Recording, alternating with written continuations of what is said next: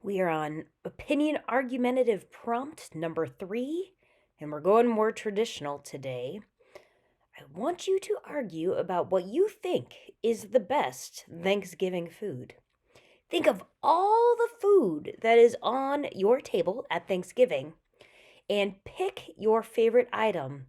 And then I want you to defend it. What makes it the most delicious? List all those details and ways that you think make it the best Thanksgiving food.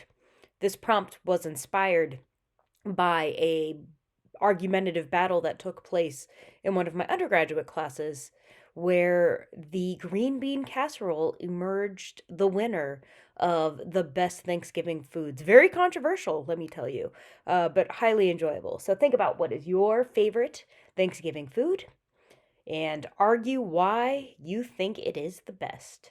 Set your timer for 7 minutes and 42 seconds. Happy writing.